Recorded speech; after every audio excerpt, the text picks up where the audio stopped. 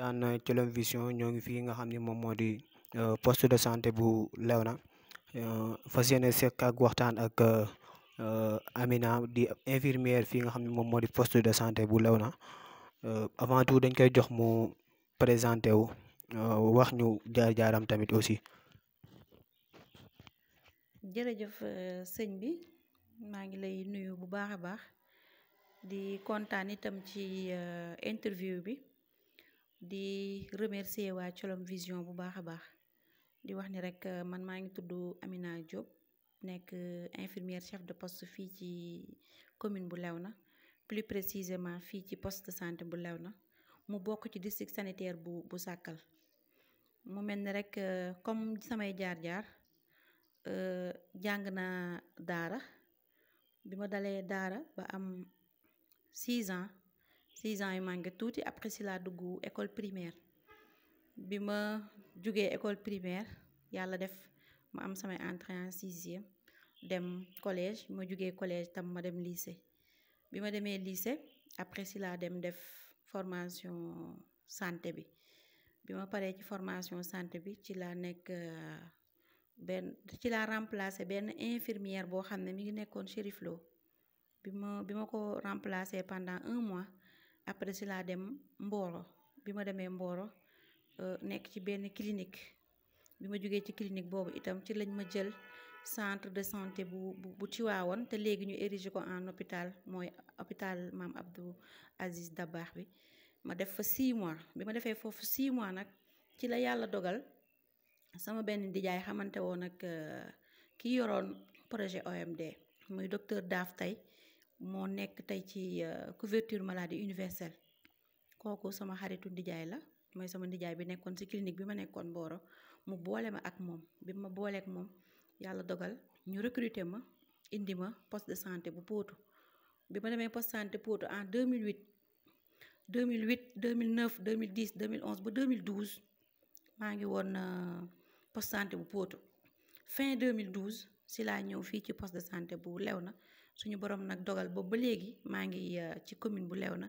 di fi exercer li nga xam ne mooy métier santé bi. waaw loolu am na solo mu nekk jaar-jaar bu riche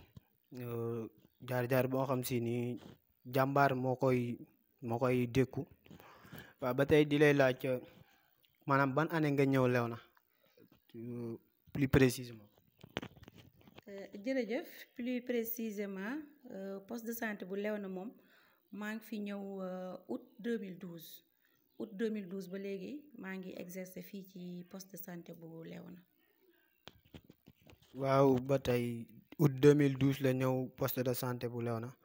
mais lan moo tax nga choisir nekk infirmière te yeneen métiers yi am na yeneen métiers yu fi nekk yoo xam si ni mënoon nga ci exercer wu mais nga choisir nekk infirmière. jërëjëf sëñ bi question boobu moom nekk na question boo xam ne nii boo ma ko laajee rek dama ciy sawar a tontu ndax destin day am nit tamit day tànn métier parce que daf ko bëgg waaw bu fekkente ne da nga bëgg métier bi boo koy def rek di nga ko def defin bu mucc ayib mais li tax sànq ma ni la métier day am destin c'est parce que man depuis bi ma nekkee xale en général da ngay gis xale li mu gën a di fowee rek loolu lay liggéey en général boo xoolee di wax ni sama famille kenn defu ci santé ñii éducation lañ def ñee def li nga xamante ni mooy beneen métier waaye du nekk santé sama famille man rek man maa ci def santé te lu tax ma ni destin la damay wax ni rek suñu boroom daf ko tabb ci man depuis bi ma nekkee xale parce que je me rappelle très bien sama yaay mi ngi ma doon expliquer ni ma poupée bu ñu la mësoon di jëndal balaa muy def 3 mois danga ko bëtt ba mu yàqu suñ la nee lu tax nga bëtt ko nga ne dafa am góom dama koy faj sagar bu nekk ci kër gi nga daggati ko di ko lëmës ci nunus bi pour na yow danga koy faj mais nag bettuñu parce que Thierno Bassirou Tall bi nekk Louga moom daf doon ànd ak sama papa léegi sama xaritu papa la mooy la xalif général des de la famille Tall moom mooy seen xalif général donc nekk na sama xaritu papa bi mu nekkee sama xaritu papa sama papa expliqué ma ni ma lii yëpp bettuñu ci yow parce que am na jour mu woo ma téléphone ni ma dama bëgg nga ñëw Louga ma ne ko mënumaa ñëw Louga parce que sama soxna day génn mu ne ko ah kon de kooku man gént naa ko xam naa ne doom bu jigéen la te sama yaay laa koy tuddee muy yaayam Aminta Ndiaye moom la ma tuddee mu ne ko te man sax man maa koy tudd si jour boobu sama yaay nee na jigéen ñi nga xam ne dañoo waroon togg bernde yi ndeysaan ñi ngi xultu naan ba heure bii reyaguñu xar bi te ñun dañuy naajee togg sama papa ne leen xar bi avant ñu koy rey il faut sëriñ bi egsi ndax sëriñ bi nee na moo koy tuddal boppam sama papa expliqué ma ni ma sëñ bi moo la uuf moo la tudd ba pare tuddee la yaayam Aminta Ndiaye léegi bi mu la tuddee ba pare nag mu ne gees gis sa yaay toog yàlla na ay yaxam sedd te suñ borom xaare ko àjjana sama yaay ne ko mu ne sama yaay lan nga bëgg sa doom liggéey ko sama yaay ne ko ah man de bëgg naa mu nekk fajkat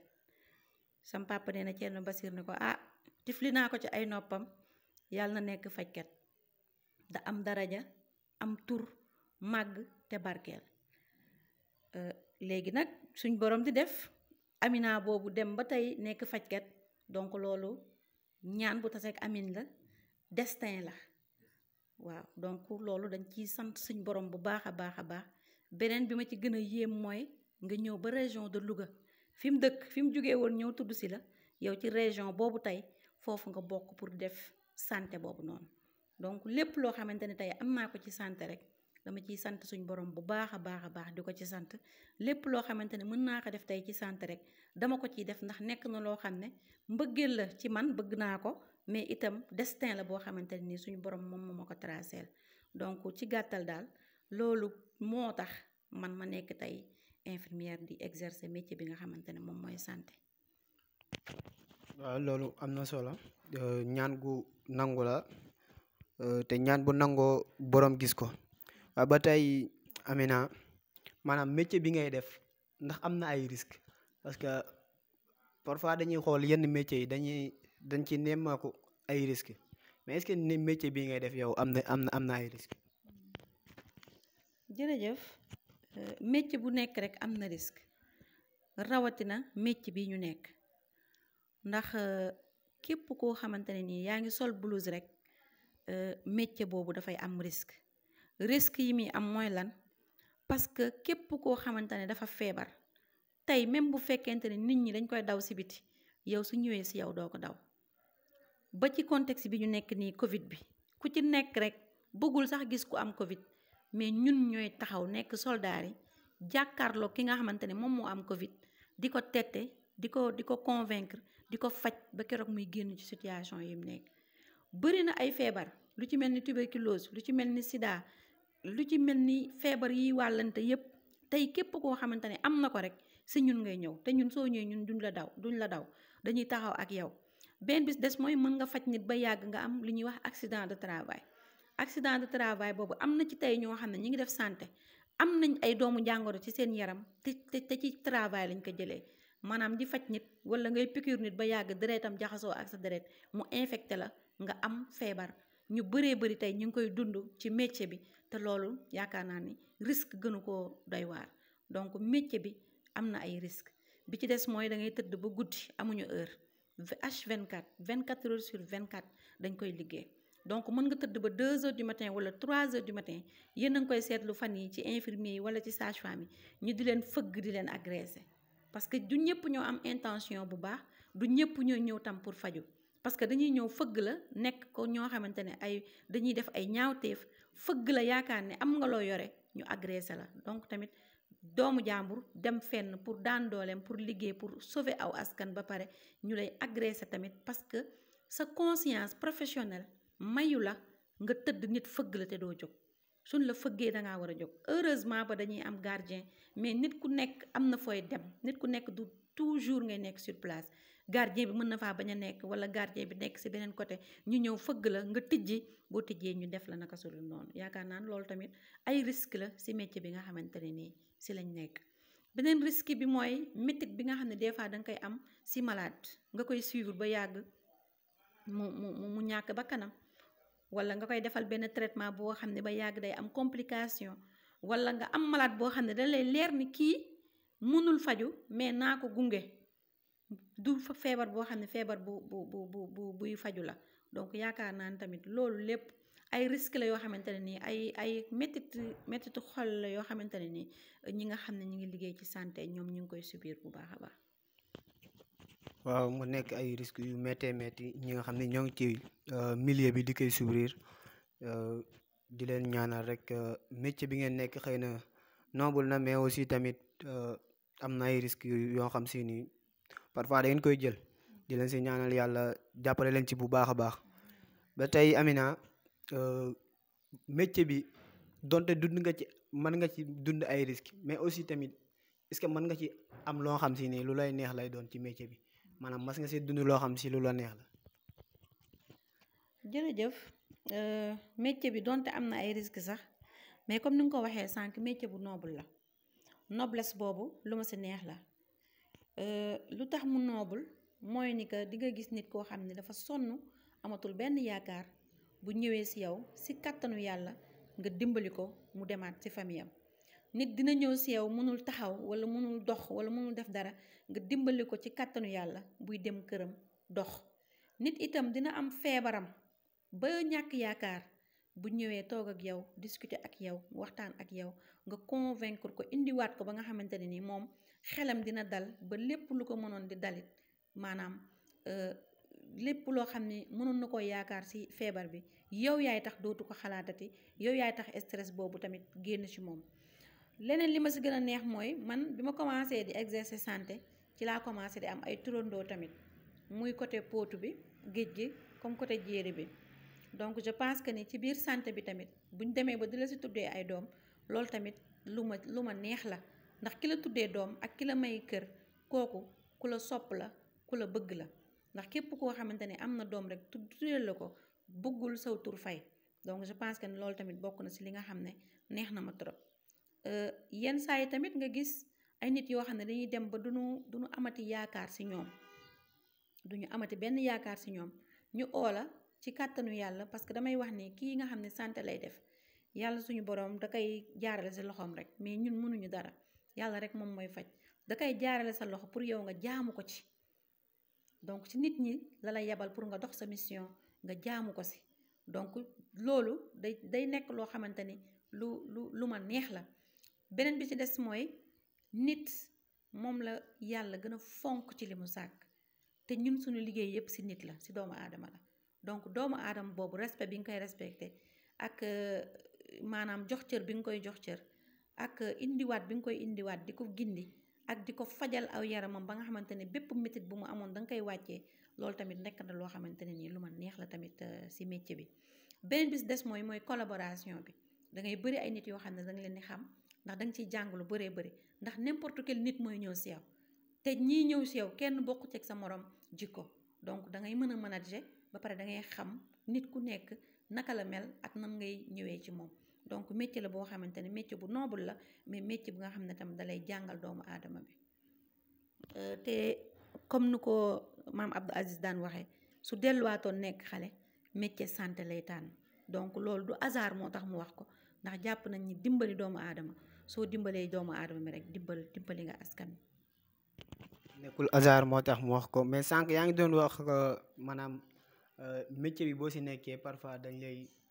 dem ba di la tuddee ay doom. foofu laa doon jëm ci, maanaam lan mooy secret Amina ba tax mu mel nii Léona, nga xam ni ku jóg tuddee ko doom, bu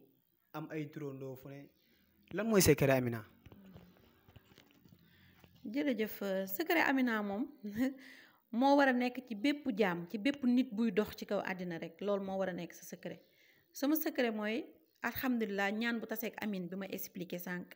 ak tamit bëgg bu ma bëgg métier bi, ak collaboration bu may collaborer ak nit ñi. parce que dañuy faral di wax ni kiy faj sa xol dafa war a rafet, kiy faj da nga war a am kanam gu ibbeeku, kiy faj itam waroo xeeb kenn, ñépp nga war a def au même pied d'égalité. kiy faj tamit dafa war a accueillant, maanaam di mën a jël malade di ko accueillir, nga ubbeeku ba nga xamante ni moom dina la ñeme, dina la mën a wax ay problème am, dina la wax jàngoroom, ba pare yow nga am xam-xam itam. am xam-xam bi tamit ci la bokk, parce que bu fekkente ne koo faj yàlla def ci jàmm, yenn saa yi ndeysaan daf may faral di dal, damay am mbégte, mais tamit damay toog di wax ni est-ce que lii hasard la. mais su ma toogaatee ba xalaataat wala ma waxtaan seeg sam papa danaan ma du hasard, ndax ñaanu kilifa, ñaanu waliyu du caaxaan. des fois da ngay gis ay maire yu jóge fu sori, gis ngeen leen bi ngeen ñëwee, dangay gis ko jóge ba Gànjool wala ko jóge ba côté Tasineer wala nga jóge ba côté ceeb nga ñëw toog fii rang pour faju. donc dañuy faral di ne Amina su ma ko xoolee wala ma fekk ko ci poste bi wala mu laal ma sax damay wér. donc loolu don la, mën naa ni don la, parce que du xam-xam boo xam ne ëppale naa ko samay morom, déedéet, du xam-xam boobu, parce que fi ma jànge lañ jànge, muy Cees ak muy ceeb ak muy Tasineer laa si yemale. ñëpp ñun ñoo bokk fi ñu jànge, mais peut-être dafa am leneen loo xamante ne day laxasu ci ginnaaw nit ki, loo xamante ne nii suñu borom moom moo koy def. donc je pense que ni loolu nekk na ci secret yi. bi ci des mooy itam Amina dafa wàcce boppam, dafa modeste, parce que loolu moom la nitu santé war a làmboo. nitu santé dafa war a modeste, dafa war a ubbeeku, dafa war a accueil dafa baax ci li nga xamante ne mooy tax nit ñi di daw di ñëw ci yow. parce que tey bu fekkoon da nga dikk fii tey bëgg ma interviewer aw ma sa jot wala accueilliruma la wala na may waxee yow baaxul, bu ëllëgee dootoo fi ñëwaat. donc je pense que ni malade bi am métitam tamit suñu borom jaarale ko ci sa loxo, bu ñëwee jël ko comme ni nga ko war a jële, tatagal ko comme ni nga ko war a tatagalee, su ko defee moom mu war a ñibbiwaat ci jàmm. donc je pense que ni secret bi soriwul, loolu kese la, di jaxasoo ak nit ñi, di wax ak nit ñi te wàcce sa bopp ba pare am xam-xam. waaw gis nañ modeste bi, ndax biñ ñëwee gis nañ ñi nga xam ni moom moo di patient yi nekk ci bunt bi di lay xaar pour nga pare. waaw ba tey maanaam est-ce que métier bii nii yéen di ngeen ci faral di jànkoonteel ak ay problème? parce que comme ni mu ko waxee sànq rek, maanaam fajkat dafa nekk métier boo xam ne métier bu xaw a kii la quoi, mais parfois est-ce que dinañ leen jox seen àq ak seen yelleef comme ni mu waree? jërëjëf, di wax ni rek métier bu amul problème moom amul, fépp moo am problème, mais àq ak yelleef yi day des yenn saay, parce que plateau technique bi en général ñi nga xam ne dañuy nekk ci bërëbu fajukaay yi di faj, ñooñu duñu doy. wala tamit lu tax duñu doy, parce que da ngay gis benn poste de santé boo xam ne benn ICP moo fay nekk, benn sage-femme, su ko defee kooku mooy rouler journée bi yëpp wala rouler waat guddi gi yëpp. léegi yow soo xëyee boo toogee sax ba 9h 9h30 10h ñu commencé ni yow dangaa naajee xëy si, alors ñoom xamuñu lan nga fanaanoo. ku ci mel ni sage-femme yi nga xam ne ñépp xam nañ ni am doom moom sutura guddi rek lay am, ñu ci gën a bari boog guddi lay am. te xam nga nekk ci kuy am doom nga ne am ci 2 malade ba 3 malade nga war leen rewle ba pare war a xëyaat war a ñëwaat bureau, kooku war nañ laa may sa teeyu bakkan, wala état bi doon recruter sax 2 nit, bu kii fanaanee kii xëy, bu ko defee ñu xam ne nit ñi duñu ay machine, mais plateau technique bi dafay des bu baax a baax. bi ci des mooy recrutement yi tamit day des bu baax, da ngay gis ku nekk contrat pendant 15 ans wala pendant 14 ans. loolu nekkul loo xamante ne article yi loolu la ñuy wax ci côté OMS, Organisation mondiale de la santé. donc je pense que ni matériel yi aussi parfois day nekk loo xamante ne lu manqué la. donc il faut que gouvernement bi il faut que tamit mairie bi mën cee dugal seen loxo, jàpp ci ba nga xamante ne nii personnel de santé bi lu ñu sonn itam dinañ am ku leen relever, wala itam dinañ am loo xam ne motivation la boo xamante ne dina leen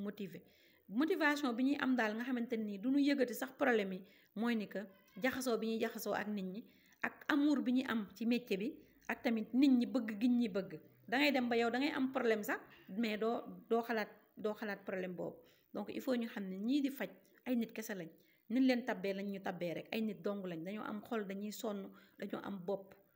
mais ñu ci gën a bëri dañ naan diw boo feebaree sax ñu ne ndekete docteur dina feebar. non, c'est parce que yi nekk ci yéen moo nekk ci ñun, dañuy feebar comme ñëpp, dañuy am problème comme ñëpp, donc il faut que compréhension bi di daw entre population ak personnel sanitaire il faut que loolu di am donc problème yi moom loolu rek la daanaka du doon population ak fajkat sax mais état bi la ñuy wax état bi moo ci gën a bëri ndax ambulance yi day manqué des fois garab yi aussi day manqué comme ñi ngi ci contexte Covid mën naa ko expliquer problème yi mi ngi taxaw parce que ñi ngi bëgg a def seen deuxième vaccin yi manqué na des fois dañuy ñëw àkk si la doo am loo leen ñàkk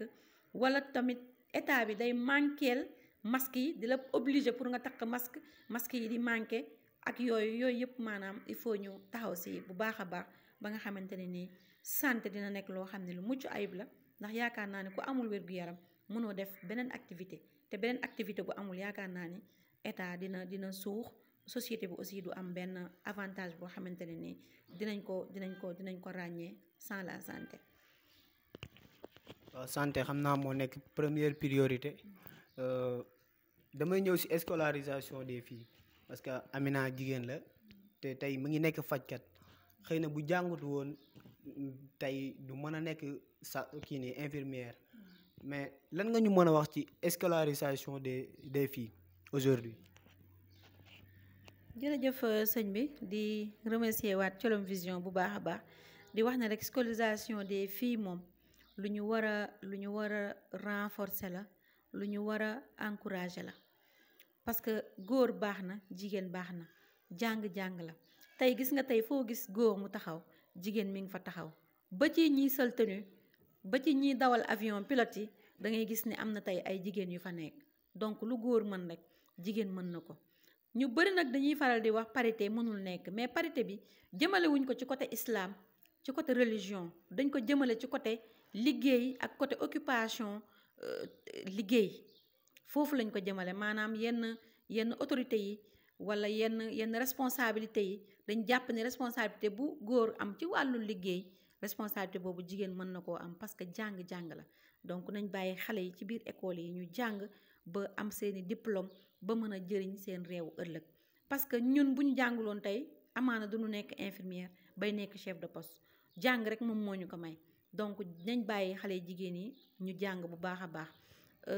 scolarisation des filles moom man en général lu ma neex la te lu may encourager la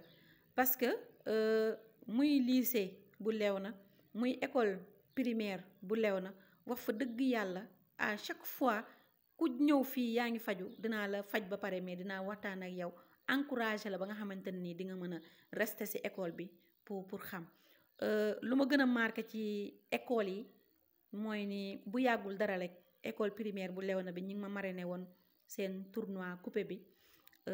ñu ndeysaan directeur bi dafa ma woo ni ma lan nga defal xale yi man ko xale yi de defaluma leen dara samay xarit lañ rek mu ne ma ñoom ñoo toog ñuy réunion suñu réunion ñu ne ñoom danoo bëgg a nekk comme taa Amina donc moom la ñuy marraineel seen tournoi donc loolu nekk lu ma marqué tamit beneen bi ci des mooy ndeysaan am na tey koo xam ne infirmière la tey ci lycée bi Léona bi la doon jàngee te jigéen la nee na ma keroog bu ma koy wax fii sama rongoñ dafa tuuru ñu bari fekkee woon nañ ko keroog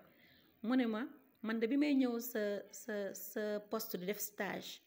fekku la fi dafa fekk nga jël congé mais dinaa la xamal tey lenn ma ne ko waaw mu ne ma su ma nekkee tey infirmière yow yaa tax dama la naan romb ci buntu poste bi ko sol sa blouse dama lay xool ba oto yi nar maa fel kooku tey mi ngi dëkk mbay ma koy ñaanal bu baax a baax mu am yeneeni promotion ba ëpp sax nekk infirmière d'état yàlla na ko suñu borom kàttanal te taxawu ko bu baax a baax nee na ma bëgg gu ma la bëgg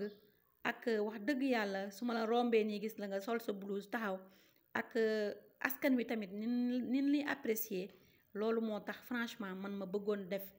infirmière ba bi ma amee bac dama ci waxtaan ak nit kooku ne ma demal nga defi formation bi ma defee formation itam ne war a def stage dama ne leen ci yow laay ñëw stage fekkuma la fi waaye atteindre naa samay objectif de stage ndax su ma fi nekkul tamit sage-femme bi mi ngi fi te mi ngi def liggéeyam nu mu waree ma koy remercier au passage di ko encourager di ko féliciter bu baax a baax di wax ne rek yooyu yëpp nekk na loo xamante ne nii yu lay marqué la ci sa cursus de travail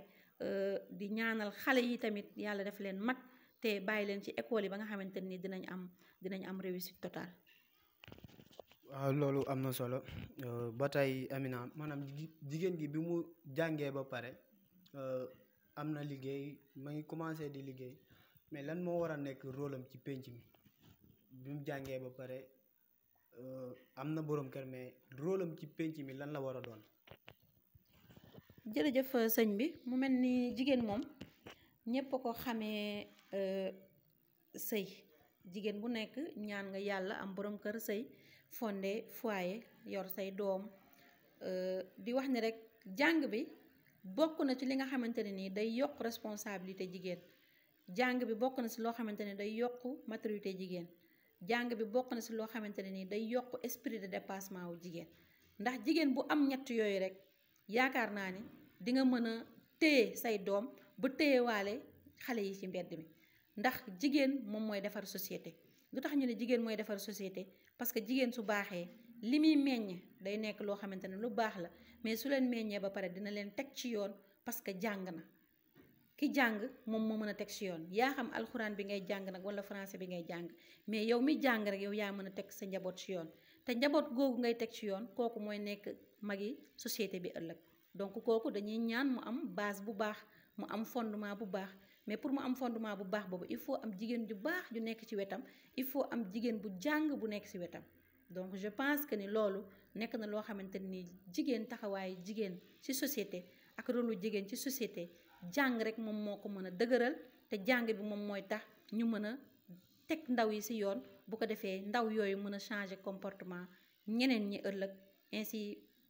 de suite ba nga xamante ne ni société bi dina am ñoo xamante ne ay nit yu jàng la ñuy doon ay nit yu mucc ayib lay doon ay nit yoo xamante ne dañuy mën a taxaw seen réew.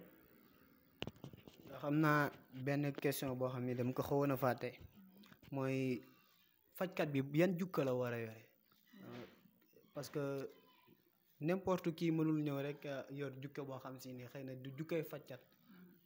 yan jukka la fajkat bi war a yore. jërëjëf fajkat bi moom damay ne déjà yàlla moom mooy tànn ay nitam pour def leen fajkat parce que du n'importe qui moo mën a nekk fajkat da nga war a nekk nit bu correct su ma nee correct mooy nit koo xamante ne boo taxawee rek dañuy xam ne kii dafa correct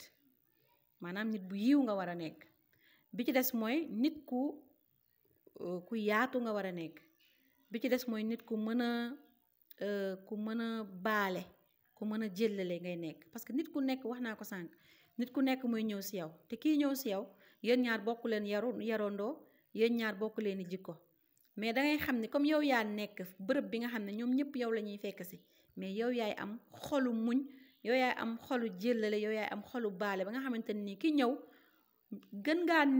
bari 15 minutes wala 20 minutes lay def si yow après mu dem kon kooku yomb naa muñal donc ci gàttal ci jàng sax dañuy faral di wax ni fajkat bi dafa war a am yaram bu set fajkat bi dafa war a am maanaam nopp yu rëy ci caricature ci nuñ koy dessiner nopp yu rëy yooyu ça sous-entend que ni da ngay am écoute attentive maanaam nit ki ñëw ci yow di la wax problème am da nga ko war a déglu te déglu bu mucc ayib nga ko war a dégloo te li ngay déglu tamit na nga ko dégg dañuy faral di wax itam moom bët yu rëy la war a am lu tax bët yu rëy la war a am nit ki mën na ñëw sax si yow di faju mën na la nëbb yu bari si moom mais yow boo ko xoolee da nga koy fixé di nga xam ne kii lii métti na ko ak lii ak lii ak lii il nous arrive sax parfois ñu xool nit xam ne am na problème social wala problème familial buñ ko fajee la koy métti ba pare après ñu toog ak moom waxtaan ak moom ndax yooyu des fois daf ñuy dal ndax ñun nekkul ne rek faj rek moo ñu fi teg faj nit ne lu lay métti bindal la ordonnance mais am na yeneen yu ñuy defaale ci biir yoo xamante ne nii dañuy defar problème famille dinañ jubale ay nit dinañ lu nekk ñu ngi koy def ci biir métier bi donc je pense que loolu sant yàlla la bu baax a baax a baax bi ci des mooy dañuy faral di wax ne da nga war a am xol bu ngande xol bu yaatu parce que ñëpp nga war a uuf maanaam ñëpp nga war a uuf ñëpp ku ñëw rek danga ko war a dugal ci sa xol nga uuf ko bi ci des mooy da nga war a am gémmiñ bu ndaw lu tax gémmiñ bu ndaw parce que waroo nettali tey waroo ku ñëw loo ko defar rek nga génn si mbedd bi nga wax ko koo xaritool itam koo faj jarul ngay génn di ko wax moo tax ma ne sànq suñu borom moo ñuy tàggatal boppam parce que man en général même su ma seetaanee film wala ma seetaan théâtre yow mi ko seetaanul boo ñëwee ni ma dama bëgg nga nettali ma dama naan la mënuma ko parce que dama ko tàmmul mënuma ko donc suñu borom moom moo koy def ci ñun bu ñu doon nettali kon Sénégal Sénégal du baax parce que loo am daraja loo rëy yaa xam lan nga mën a doon ci société bi boo feebaree ci personnel de santé ngay dem te ça dépend li ngay indi si ñoom rek ñoo am droit gis sa intimité te nit ki da nga war a respecter intimité mais ñun rek la suñu boroom defal loolu donc di santaat bu baax a baax rek ci loolu nga xamante ne ni sutura bokk na si li yàlla gën a bëgg te ñun ci loolu la ñuy dox donc wax dëgg yàlla dañ ciy kontaan bu baax a baax mais jikkoy fajkat moom loolu la war a doon beneen bi ma siy dolli rek mooy man bi ma demee ba nekk mag ba nekk fajkat nag avant sama wayjur bu jigéen di génn àddina dama ko poser question ni ko yow yaay mën naa xam lan moo tax bi Thierno Bassirou ñëwee di ma tudd nga ne ko woon da nga bëgg ma nekk fajkat ci la ni ma man de wax dëgg yàlla yow ak sa mag man maay caat suñu kër man ma yow ak sa mag da ngeen mag a yaantoo juróom-ñaari at man dama yaakaaroon sax caatlu naa mais bi ma demee ba wannu lor dama sonnoon ci ëmb boobu bi ma ci sonnee dem ba war a am doom bi ma demee Mboro foofu ñu évacuer ma dem Tiwaawan nee na ma bi ma demee Tiwaawan dama defoon lu ñuy wax crise léegi bi ma crisé après bi ma ximmalikoo noonu ni ma gisee ñoom ñu jël ma en charge sauvé ma wax ko ci kaw taabal bi ne sama doom bi bëgg naa mu nekk fajkat ndax lii ñuy def bëgg naa moom mu defal ko ëllëg yaayu jàmbur donc loolu bokk na tey ci li nga xamante ne ni tey man bépp malade bu ma gis nga sonn ba ma war la teg ci ambulance war la yóbbu Louga man maay ànd ak yow Louga kooku moom ñëpp xamee nañ ma ko man maay ànd ak yow Louga yóbbu la ba teg la si ay loxo ba pare di oote téléphone di xool ndax tane nga wala noo mujjee donc foofu la sama xel di dem moo tax lépp lu ma def ci santé xeeb naa ko xanaa lu ma mënul wala lu ma amul mais lépp lu ma def ci santé rek xeeb naa ko muy ci xale bu ndaw bi muy si ku góor ki nag muy si ku jigéen ki muy si ñëpp lépp lu ma def ci santé rek lu ma xeeb la ndax non seulement sama sëriñu papa moo ma ko ñaanaloon depuis bi ma juddoo bi ci des mooy sama yaay tëdd ci lalu hôpital wasin ma ba pare ni moom ci xelam moom dafa bëgg doomam bi nekk ko suñu borom nangu ko tey donc kooku man missionnaire laa ci santé il faut ma dox kon mission bi ba mu mat te ni ma koy doxee itam nul n'est parfait nag yenn saa yi ma def naka su dul noonu mais su ma ko defeet du sama coobare mais lépp lu may def ci wàllu santé rek dama bëgg mu nekk loo xamante ni sama xol laa koy defee sama xol laa koy tibbee def ko nag defin bu mucc ayib ndax dama bëgg ni nu ma sauvé woon man la nu sauvé parce que suñu sauvé sama yaay man la nu sauvé donc ni ma sauvé woon man ma wëlbati ko waat di ko sauvé waat doomu aadama yi moo tax lépp lu ma si def rek dafay nekk loo xamante ne lu ma xeeb la moo tax ñu bëri ndeysaan dañuy ne su solee blouse bi balaa ma koy simmi blouse bi man mën naa koo sol ba gee duma ko simmi tant que malade yaa ngi ñëw man duma summi blouse bi ndax damay jàpp ni mission bi may dox blouse bi la il faut ma koy sol kon tout le temps loolu moo tax donc